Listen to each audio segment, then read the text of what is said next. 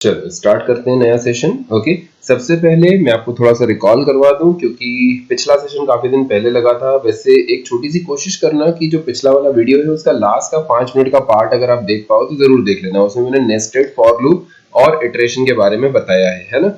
अभी मैं उसी चीज को थोड़ा सा शॉर्ट में शेयर कर देता हूँ। ध्यान से देखो, यहाँ पर जो आपके सामने एक फॉर लूप दिख रहा है, ओके, इसको बोलते हैं आउटर फॉर लूप, और ये फॉर के अंदर जो दूसरा फॉर लूप लिखा है इसको बोलते हैं इनर फॉर लूप, है ना। अगर हम बात करें आउटर और इनर फॉर लूप की तो ये ओवरऑल मिलके एक नेस्टेड फॉर लूप फॉर्म कर रहे हैं। ओके, अगर हम बात करें यहाँ पर आई की, तो आई एक वेरिएबल है इंटीजर टाइप का, जे भी एक वेरिएबल है इंटीजर टाइप का। जब आई की वैल्यू 1 है, ध्यान से देखते जाना, मैं थोड़ा फास्ट फॉरवर्ड चल रहा हूँ। अगर आपको इस चीज में कंफ्यूजन लगता है तो आप पिछले वीडियो में समझ लेना, उसमें बहुत डिटेल में एक्सप्लेन किया है मैंने, है ना। अपन दिमाग में रखते जाते हैं। सबसे पहले i की इनिशियल वैल्यू क्या है? 1। Okay, 1 is less than equal to 3, condition is true. अगर कंडीशन ट्रू है तो कहां आ जाएगा? नीचे। ओके, और यहाँ पर एक नया वेरिएबल है जिसका नाम क्या है? j, और वो भी कहां से इनिशियलाइज हो रहा है? 1 से। ओके, अगर हम बात करें i की वैल्यू और j की वैल्यू की, तो i की वैल्यू कितनी है? 1। ठीक, ऐसे ही ये ऑटो कंप्लीट कर रहा है। ओके, i की वैल्यू 1 और j is equals to 1। Okay, I think इस कंपाइलर से सभी लोग फैमिलियर हो, है ना, मैंने काफी सारे सेशन इसी पे लिए हैं। ओके, सो i और j की वैल्यू क्या है? 1। Condition is again true.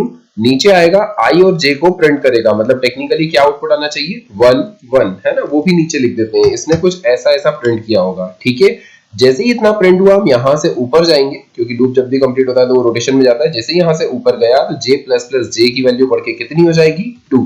जैसे ही j की वैल्यू 2 होगी, कंडीशन अभी भी ट्रू रहेगी, और कंडीशन ट्रू होने वाले केस में ये वापस से नीचे आकर i और j की वैल्यू को प्रिंट कर देगा। ओके, क्या प्रिंट करेगा? 1 2। अगर आप नोटिस कर पा रहे हो तो यहाँ पर स्लैश टी लगा है, मतलब जब इसने पिछली बार 1 1 प्रिंट किया होगा तो थोड़ी सी स्पेस आ गई होगी। अब क्या प्रिंट करेगा? 1 2। क्यों 1 2? क्योंकि पहले i प्रिंट हो रहा है, फिर j प्रिंट हो रहा है। इसको 12 मत पढ़ लेना। ओके, यहाँ पर i प्रिंट हो रहा है, j प्रिंट हो रहा है। i की वैल्यू 1 है, j की वैल्यू 2 है, मतलब ये i है और ये j की वैल्यू इसके पास में लिखी हुई है। ठीक है, हम वापस से ऊपर जाएंगे और j प्लस प्लस कितना हो जाएगा? 3। जैसे ही j की वैल्यू 3 होगी, ओके, ये वापस से नीचे आएगा, और पहले लिख दिया जाए यहाँ पर, जैसे j की वैल्यू 3 होगी ये वापस से नीचे आएगा और वापस से i और j को प्रिंट करेगा। कितना प्रिंट करेगा? 1 3। फिर से ऊपर जाएगा, j की वैल्यू इंक्रीमेंट होकर कितनी हो जाएगी? 4। जैसे ही j की वैल्यू 4 होगी, कंडीशन क्या होगी? फॉल्स। हम आ जाएंगे लूप से बाहर। अच्छा, जैसे ही इस लूप से बाहर आए हमें क्या मिला? स्लैश n, मतलब जो कर्सर था वो कहाँ आ गया होगा? नेक्स्ट लाइन पे। ठीक है, अब हम यहां से ऊपर जाएंगे। जैसे ही हम यहां से ऊपर जाएंगे तो i प्लस प्लस होगा, i की वैल्यू कितनी हो जाएगी? 2। जैसे ही i की वैल्यू 2 होगी, कंडीशन चेक करेगा, अगर कंडीशन ट्रू है तो नीचे आएगा। मैंने आपको बताया था जब भी आउटर लूप की वैल्यू चेंज होती है तो इनर लूप री इनिशियलाइज होता है, मतलब j वापस से कहां से इनिशियलाइज हो जाएगा? 1 से। जैसे ही j की वैल्यू 1 नीचे आएगा, i और j को प्रिंट करेगा। अच्छा बताओ, अभी i की वैल्यू क्या है? 2, और j की वैल्यू क्या है? 1। साथ में 8 स्पेस भी दे देगा। देन यहाँ से वापस ऊपर जाएगा, यहाँ से, है ना, और j को इंक्रीमेंट करेगा। जैसे ही j की वैल्यू इंक्रीमेंट होगी तो कितना हो जाएगा? 2। यहाँ पर आकर के प्रिंट कर देगा 2 है ना, i और j की वैल्यू। ठीक है, फिर से ऊपर जाएगा, j की वैल्यू इंक्रीमेंट होकर हो जाएगी 3। ओके, लिख देते हैं यहाँ पर 3। जैसे ही j की वैल्यू 3 होगी, यहाँ पर आकर के क्या प्रिंट कर देगा? 2 3। जैसे ही j की वैल्यू 4 होगी, ओके, कंडीशन क्या हो जाएगी? फॉल्स। कंडीशन फॉल्स तो क्या होगा? बाहर आएगा, लाइन चेंज करेगा, मतलब कर्सर नीचे आ जाएगा। हम यहां से ऊपर जाएंगे, i प्लस प्लस करेंगे, i की वैल्यू हो जाएगी 3। नीचे आएगा, j कहां से स्टार्ट होगा? 1 से। ठीक है, क्योंकि मैंने क्या बताया था, जब भी आउटर लूप की वैल्यू चेंज होती है इनर लूप रीइनिशियलाइज होता है। ठीक है, देन अभी क्या प्रिंट करेगा ये यहाँ पर? 3 1। थोड़ी देर बाद j की वैल्यू 2 हो जाएगी तो क्या प्रिंट करेगा? 3 2। थोड़ी देर बाद j की वैल्यू 3 हो जाएगी तो क्या प्रिंट करेगा? 3 3। सॉरी फॉर दैट,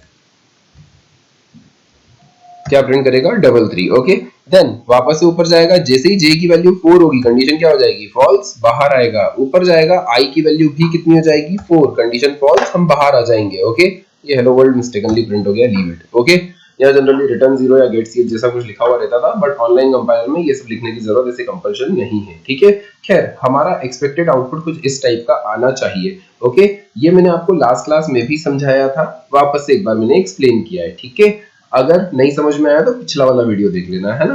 मैंने इसको रन किया, अगर वैसे फॉन्ट साइज काफी छोटा है, इससे बड़ा हो नहीं रहा है, ओके, बट हाँ आपको मिलता जुलता आउटपुट देखने को मिल रहा होगा। ठीक है, तो अपन एक काम करते हैं, नोटपैड ओपन कर लेते हैं और उस नोटपैड पे इस प्रोग्राम को रख लेते हैं ताकि कुछ एक चीजें हमें देखने को मिल जाए। ओके, मैंने यहाँ पर कॉपी किया, इस प्रोग्राम को पेस्ट किया और इसके आउटपुट को कॉपी किया और इसी के जस्ट बाद पेस्ट किया। ठीक है, शायद वहां कॉपी करने का फीचर नहीं है।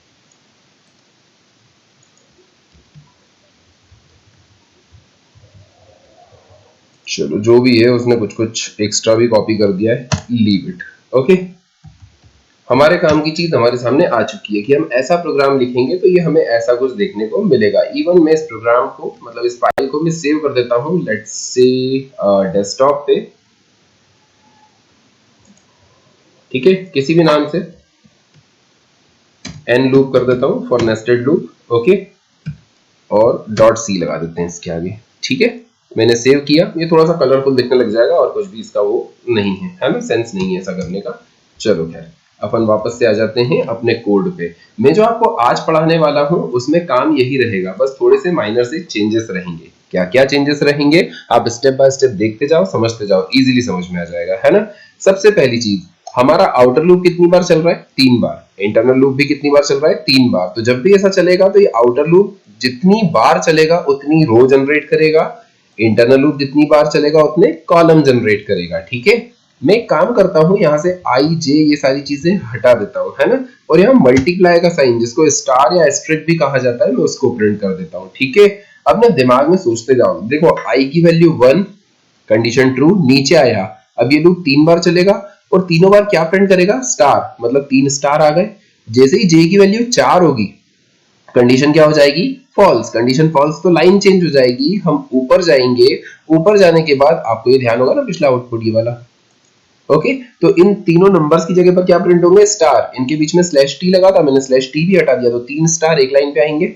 फिर जब लाइन चेंज करके ऊपर जाएगा, आई की वैल्यू 2 करेगा तो सेकंड लाइन पे भी 3 स्टार आएंगे और थर्ड लाइन पे भी 3 स्टार आएंगे। हम इसको थोड़ा सा ना समझ लेते हैं, पहले एक बार रन करके दिखाऊं फिर समझ लेते हैं कि आउटपुट किस टाइप का आ रहा है और ऐसा ही क्यों आ रहा है। आपको क्लियरली विजिबल होगा, यहाँ पर एक आउटपुट आ रहा है जिसमें 9 स्टार प्रिंट हो रहे हैं, है ना। सबसे पहले आई की वैल्यू 1, कंडीशन इज ट्रू। नीचे आए, जे की वैल्यू 1, कंडीशन इज ट्रू। सबसे पहले क्या प्रिंट करेगा? स्टार। दिमाग में रखना, आई की वैल्यू 1, जे की वैल्यू 1, है ना। अब हम यहां से जब ऊपर गए होंगे तो जे इंक्रीमेंट होके 2 हो गया होगा। ठीक है, आई को कोई फर्क नहीं पड़ा, जे कितना हो गया? 2।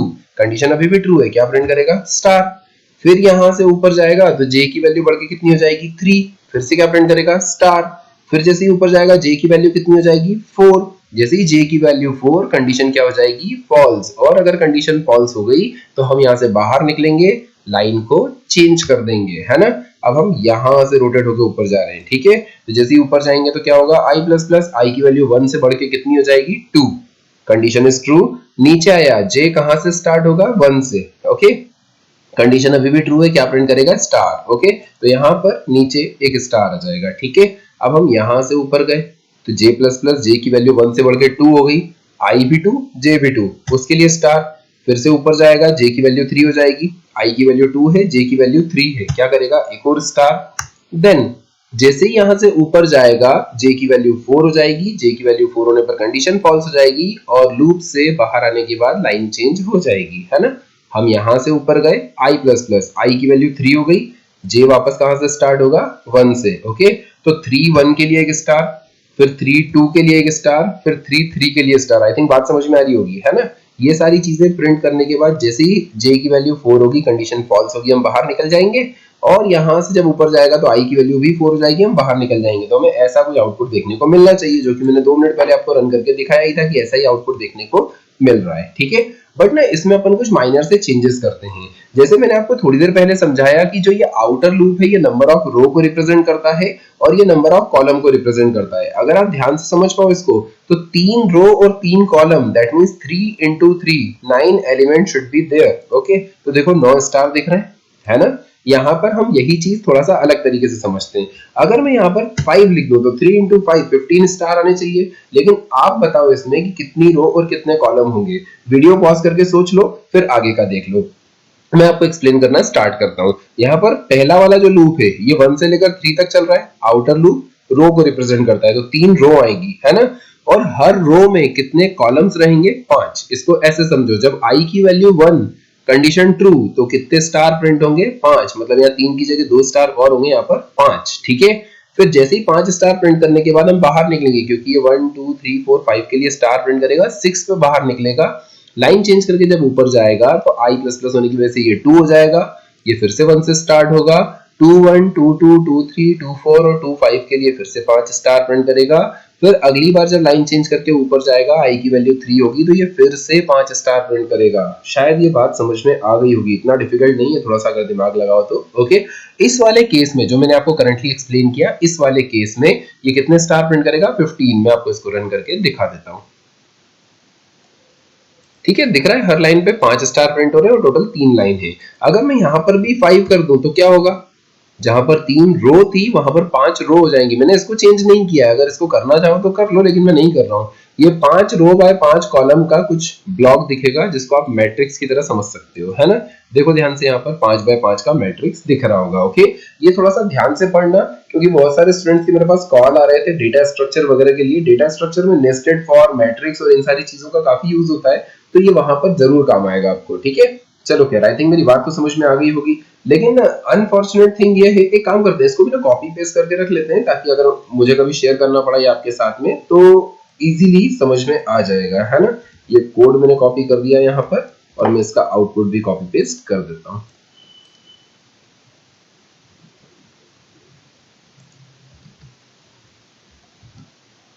चलो, ये एक्स्ट्रा चीजें लेके आ जाता है ऊपर।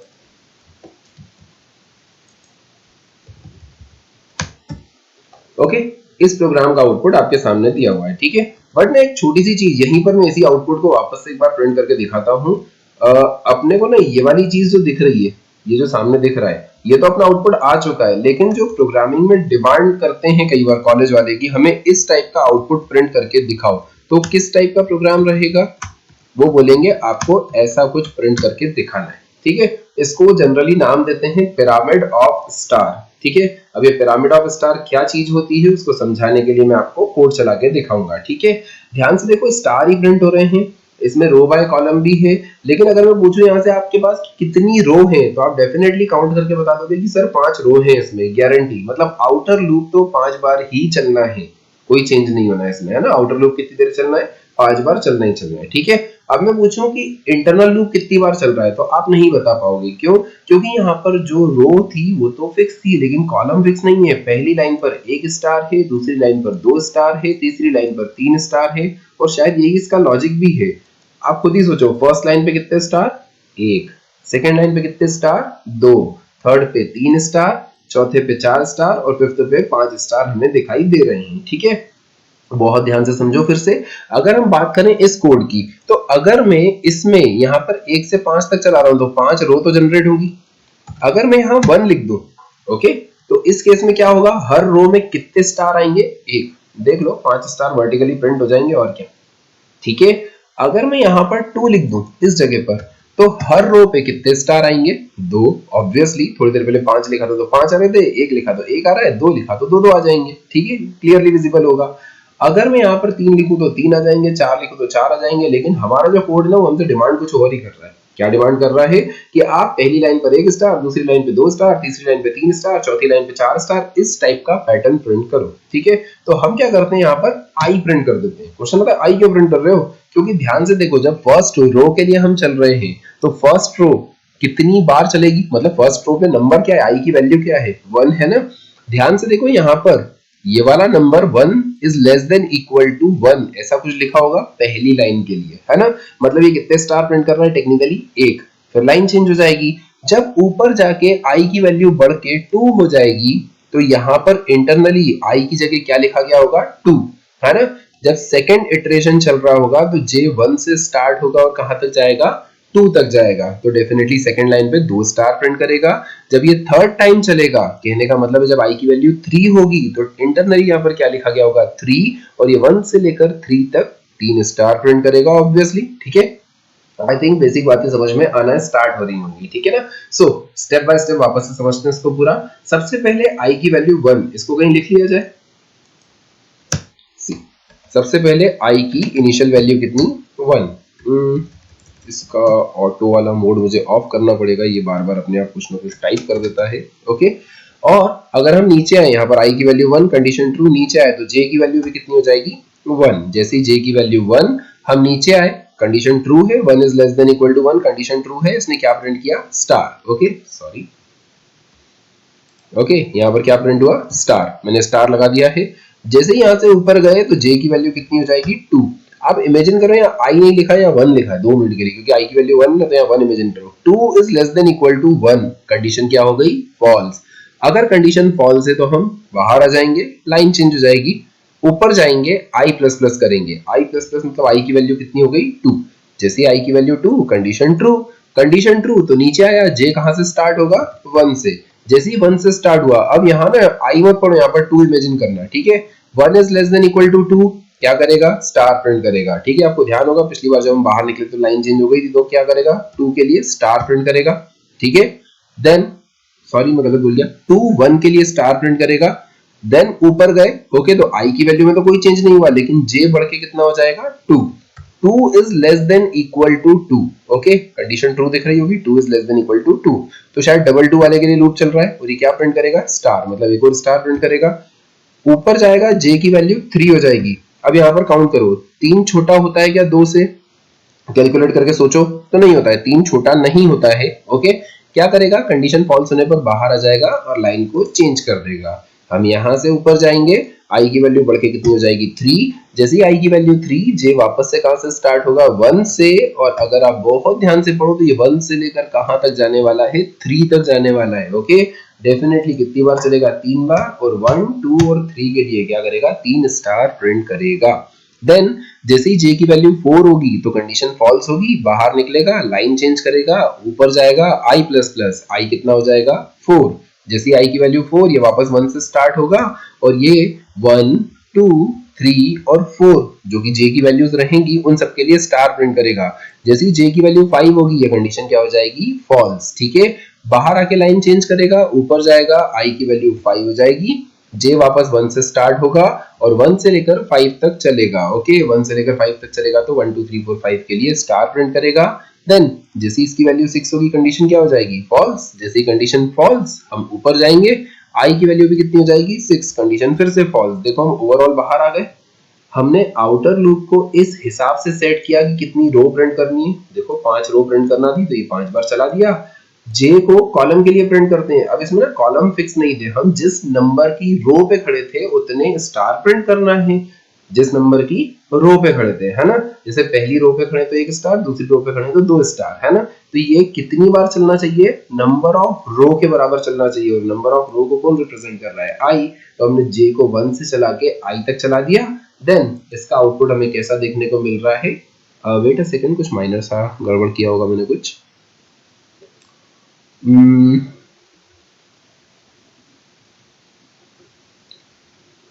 ओके, ये जो नीचे एक्स्ट्रा लिख दिया ना अपन ने, ये एरर दे रहा है, इसको कमेंट कर देंगे तो चल जाएगा, वो गड़बड़ मेरी तरफ से थी, ओके। चलो लीव इट, कोई इशू नहीं है, वो प्रोग्राम सही है, वो नीचे जो एक्स्ट्रा लिखा था ना वो उसका बुरा लग गया था उसको कि आपने मेरे कोड में क्या क्या लिख दिया, ठीक है। चलो खैर, ये आपका आउटपुट नजर आ रहा होगा, ठीक है ना। चलो खैर, इसको भी अपन यहाँ पर प्रोग्राम को कॉपी पेस्ट करके रख लेते हैं ताकि हमें याद रहे कि हाँ इस टाइप का प्रोग्राम जब भी आए तो हमें क्या करना है। अब देखो जो आपके सामने प्रोग्राम है ना, उसको कहा जाता है पिरामिड ऑफ स्टार, ठीक है। अभी जो पिरामिड ऑफ स्टार है ना, ये पता नहीं क्यों फैकल्टीज का बहुत फेवरेट प्रोग्राम होता है ना। जनरली पिरामिड बनवाए करते हैं बिना वजह के, ऐसा पिरामिड, सीधा पिरामिड, उल्टा पिरामिड, आड़ा पिरामिड, मतलब बहुत सारे प्रोग्रामिंग रहते हैं, ठीक है। यहाँ पर हम सारे प्रोग्राम्स बनाना सीखेंगे, लेकिन क्या एक साथ सारे सिखा दिए ना तो दिमाग में थोड़ी सी खिचड़ी बन जाएगी, ओके। तो इसीलिए हम इसको 2 पार्ट्स में डिवाइड करके समझते हैं। आज मैं आपको सिर्फ एक लॉजिक बता रहा हूँ, ठीक है। देखो आपके सामने जो पिरामिड है, इसको अपन एक नाम दे देते हैं सीधा पिरामिड, है ना। एक और पिरामिड हम बनाएंगे जिसको हम नाम दे देते हैं उल्टा पिरामिड। ये आपके और मेरे समझने के लिए, सीधा और उल्टा पिरामिड कुछ नहीं होता, ठीक है, ये हमारे समझने के लिए, ठीक है। तो उल्टा पिरामिड कैसे बनाए हम, पहली लाइन पे 5 स्टार, फिर 4 स्टार, फिर 3 स्टार, ऐसे बहुत सारे परम्यूटेशन कॉम्बिनेशन बन सकते हैं। मैं अभी सिर्फ समझाने के लिए कुछ बोल रहा हूँ, ठीक है। तो इसको हम बोल देंगे सीधा पिरामिड, और जो नीचे मैंने बनाया है इसको हम बोल देंगे उल्टा पिरामिड, ठीक है। ये आपकी और मेरी अंडरस्टैंडिंग के लिए वर्ड्स हैं। जैसे मैं आपसे क्वेश्चन पूछूंगा ये सीधा पिरामिड या उल्टा पिरामिड, हो कंफ्यूजन ना हो उसके लिए अपन ने एक वर्ड बना दिया, नथिंग एल्स, ठीक है। ऐसी कोई डेफिनेशन नहीं होती है, दैट्स इट, ओके। अब देखो मैं आपको कुछ एक चीजें समझाता हूँ, क्या कि अगर हमारा आई और जे सेम वैल्यू से स्टार्ट हो रहा है, ठीक है, और सेम डायरेक्शन में आगे चल रहा है, डायरेक्शन मतलब दोनों इंक्रीमेंटल डायरेक्शन में जा रहे हैं, ओके। या मान लो दोनों डिक्रीमेंटल डायरेक्शन में जा रहे होते किसी पर्टिकुलर सिचुएशन में, तो क्या ये दोनों सेम वैल्यू से स्टार्ट हुए और सेम डायरेक्शन में जा रहे हैं? हाँ बिल्कुल। ओके, तो 99% ऑफ द टाइम ये सीधा पिरामिड बनाएगा। वो 1% जो है ना वो कंडीशनल हो जाता है थोड़ा सा, कि कंडीशन यहाँ पे चेंज कर दें तो क्या होगा, नीचे आके यहाँ पे एक और i माइनस माइनस लगा दें या j माइनस माइनस लगा दें तो क्या होगा। तो मैं उन केसेस 1% केसेस की बात नहीं कर रहा हूँ, मैं जनरलाइज्ड वे में बोलूँ तो 100% बोल सकता हूँ, बट क्या बहुत सारे लोग एक्सपेरिमेंट करना प्रेफर करते हैं तो इसलिए मैं 99% बोल रहा हूँ। आप अभी इनिशियल स्टेज पे हो ना तो आप 100% मान लो थोड़ी देर के लिए, क्या कि जब भी i और j सिमिलर टाइप की वैल्यू से स्टार्ट होंगे और जब भी ये दोनों सेम डायरेक्शन में चलेंगे, गारंटीड ये सीधा पिरामिड प्रिंट करेगा। मैं इसको थोड़ा अलग तरीके से चला के दिखाता हूँ, एक्सप्लेन बाद में करूंगा, पहले समझो मैं क्या क्या चेंजेस कर रहा हूँ।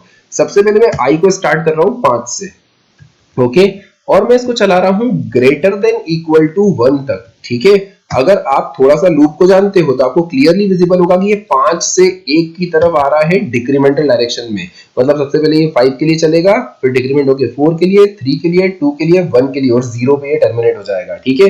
तो डेफिनेटली ये उल्टा चल रहा है ना। अब मैं इसको भी कहां से स्टार्ट कर रहा हूं? 5 से। कॉमन सेंस ये बोलता है कि यहाँ पर मुझे साइन ग्रेटर देन का लगाना चाहिए क्योंकि मैं डिक्रीमेंटल डायरेक्शन में जा रहा हूँ, है ना।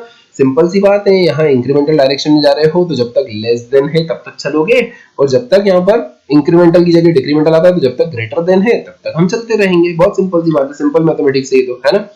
अभी देखो दोनों सेम वैल्यू से स्टार्ट हो रहे हैं, हाँ बिल्कुल। दोनों सेम डायरेक्शन में जा रहे हैं, हाँ बिल्कुल। तो आउटपुट भी बिल्कुल सेम ही आएगा पहले वाले जैसा, क्योंकि हमने डायरेक्शन चेंज नहीं किया है इसका, ओके। अब इसका आउटपुट देखो परफेक्टली सेम आ रहा है। मैं ऐसा नहीं बोल रहा हूँ लूप उल्टा चला दोगे तो पिरामिड उल्टा हो जाएगा, मैंने ऐसा बिल्कुल नहीं बोला। मैं आपको ये बता रहा हूँ कि अगर हमारे वेरिएबल सेम वैल्यू से स्टार्ट हुए और सेम डायरेक्शन में गए, आइदर इंक्रीमेंट और डिक्रीमेंट, ये तो सेम ना, देखो या तो दोनों इंक्रीमेंट थे या दोनों डिक्रीमेंट है, तो ऐसे केस में जो हमारा आउटपुट है वो हमेशा सीधा पिरामिड जनरेट होगा। सीधा पिरामिड मतलब ऊपर कम वेरिएबल, सॉरी ऊपर कम एलिमेंट्स, नीचे ज्यादा एलिमेंट्स, ठीक है। इसको हम सीधा पिरामिड बोल रहे हैं, ओके। लेकिन अगर हम इसमें से किसी एक को भी उल्टा कर दें, ओके, किसी एक को उल्टा कर दें, मतलब मान लो मैं i को 1 से स्टार्ट कर देता हूं, मैं दोनों को एक एक बार चला के दिखा दूंगा, ओके। इसको लेस देन इक्वल टू 5 तक कर देते हैं, ओके, और इसको प्लस प्लस कर देते हैं, ठीक है। तो अगर आप नोटिस कर पाओ तो देखो ये 1 से स्टार्ट हो रहा है और इंक्रीमेंटल डायरेक्शन में जा रहा है, और ये 5 से स्टार्ट हो रहा है और ये डिक्रीमेंटल डायरेक्शन में जा रहा है। क्या ये दोनों सेम वैल्यू से स्टार्ट हुए? बिल्कुल नहीं। क्या ये दोनों सेम डायरेक्शन में जा रहे हैं? बिल्कुल नहीं। ऐसी कंडीशन में, जो कि आपके सामने लिखी है, ऐसी कंडीशन में हमेशा उल्टा पिरामिड आउटपुट में देखने को मिलेगा। सी दिख रहा है, यहाँ पर एक उल्टा पिरामिड प्रिंट होता हुआ दिख रहा है। मैं इसको एक्सप्लेन करता हूँ ये चला कैसे, ठीक है। फिर इसका एक तरीका और देखेंगे, है ना, क्योंकि आप इसको इंक्रीमेंट और इसको डिक्रीमेंट करो या फिर इसको इंक्रीमेंट और इसको डिक्रीमेंट करो, बात तो एक ही पढ़ना चाहिए ना। समझते हैं इस चीज को भी। सबसे पहले i की वैल्यू 1, ओके, यहाँ पर लिख देते हैं साइड में i इज इक्वल्स टू 1। इस बार आपको इमेजिन थोड़ा ज्यादा करना पड़ेगा, मैं सब कुछ नहीं लिख सकता, है ना। j की वैल्यू करेस्पॉन्डिंगली कहां से स्टार्ट हुई है? 5 से, ठीक है। अब ध्यान से देखो, 5 इज ग्रेटर देन 1, 5 1 से बड़ा होता है, ट्रू। क्या प्रिंट करेगा? स्टार। नीचे स्टार प्रिंट कर देता हूं मैं, ठीक है, और थोड़ा नीचे कर देते हैं इसको, ओके। क्या करा इसने? स्टार प्रिंट कर दिया, ठीक है। देन यहां से ऊपर गए तो j डिक्रीमेंट हुआ होगा। अच्छा, j डिक्रीमेंट होगा तो कितना हो जाएगा? 4। क्या 4 बड़ा या बराबर होता है 1 के? हाँ बिल्कुल, 4 बड़ा होता है 1 से, तो क्या करेगा? एक और स्टार प्रिंट करेगा। फिर ऊपर गए, j की वैल्यू कितनी हो गई? 3। जैसे ही j की वैल्यू 3, कंडीशन चेक करेगा, 3 बड़ा होता है 1 से, हाँ बिल्कुल होता है, एक और स्टार। ऐसे ही जब 2 होगा तो एक और स्टार, और जब 1 होगा तो 1 is greater than equal to 1, एक और स्टार प्रिंट करेगा। जैसे ही ये आगे बढ़ेगा तो यहाँ पर हमें मिलेगा 0, ओके। 0 बड़ा होता है क्या 1 से? नहीं, हम बाहर आ जाएंगे। जैसे ही हम बाहर आए तो क्या होगा? लाइन चेंज, कर्सर कहाँ आ गया? नीचे। अगर कर्सर नीचे आ गया तो हम वापस से ऊपर जाते हैं और i प्लस प्लस करते हैं। i प्लस प्लस मतलब i की वैल्यू कितनी हो गई? 2। जैसे ही i की वैल्यू 2, कंडीशन ट्रू, क्योंकि 2 छोटा होता है 5 से। अच्छा, j कहां से स्टार्ट हो रहा है? 5 से, कर देते हैं 5 से स्टार्ट। अब ये 5 से लेकर ग्रेटर देन इक्वल टू 2 तक चलने वाला है डिक्रीमेंटल डायरेक्शन में, मतलब 5 4 3 और 2 के लिए चलने वाला है। काउंट करें, 5 4 3 2, कितनी बार चल रहा है? 4 बार। 5 के लिए स्टार प्रिंट करेगा, देन 4 के लिए स्टार प्रिंट करेगा, देन 3 के लिए स्टार प्रिंट करेगा, देन 2 के लिए स्टार प्रिंट करेगा। जैसे ही j की वैल्यू 1 होगी, कंडीशन क्या हो जाएगी? फॉल्स, क्योंकि 1 is greater than equal to 2 नहीं होता है ना। बाहर आएगा, लाइन चेंज करेगा, ऊपर जाएगा i प्लस प्लस करेगा, i की वैल्यू कितनी हो जाएगी 3। जैसे ही i की वैल्यू 3, कंडीशन क्या रहेगी ट्रू, क्योंकि 3 छोटा होता है 5 से। अब हम 5 से लेकर ग्रेटर देन इक्वल टू 3 तक जा रहे हैं। 5 से लेकर 3 तक काउंट करो, 5 4 3 कितने स्टार प्रिंट करेगा 3 स्टार प्रिंट करेगा। ड्राई रन करना मैंने बहुत बार सिखा दिया, अब तो आगे होगा यार, ठीक है। तो 5 4 3 के लिए क्या प्रिंट करेगा, ये स्टार प्रिंट करेगा।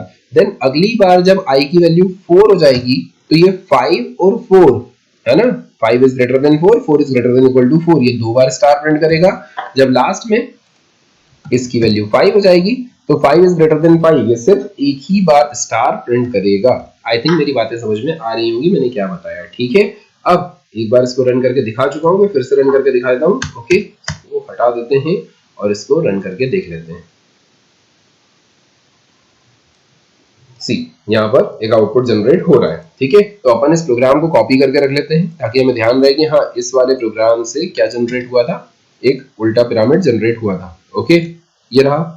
अब इसी प्रोग्राम को एक और बार थोड़ा सा अलग तरीके से जनरेट करते हैं, क्योंकि मैंने अभी जे वाले को उल्टा किया ना, एक बार आई वाले को उल्टा करते हैं, ठीक है।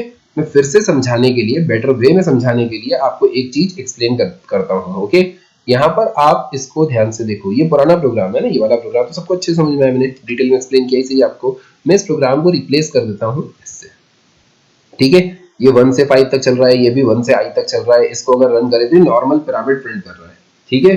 अब इस नॉर्मल पिरामिड को उल्टे पिरामिड में कन्वर्ट करने के लिए क्या करना है, इन दोनों में से किसी एक को उल्टा करना है। मान लो इसको उल्टा कर देते हैं, मान लो, है ना।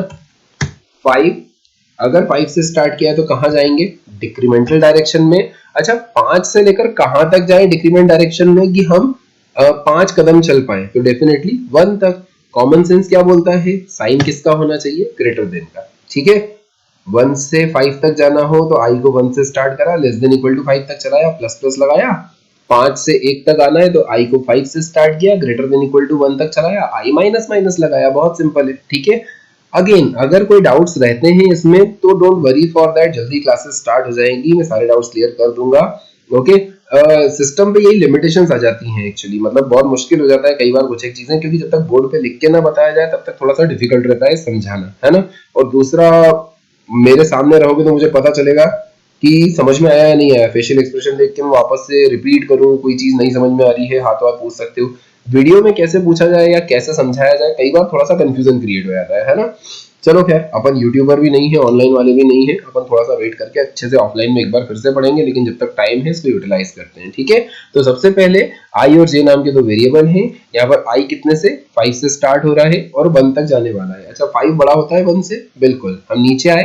अच्छा, जे कहाँ से स्टार्ट हो रहा है, 1 से, और कहाँ तक जा रहा है, आई तक। बताओ जरा आई की वैल्यू क्या है, 5। ये 1 से लेकर कहाँ तक जा रहा है, 5 तक। कितने स्टार प्रिंट करेगा, 5 स्टार प्रिंट करेगा। कैलकुलेट कर लिया या नहीं, समझे।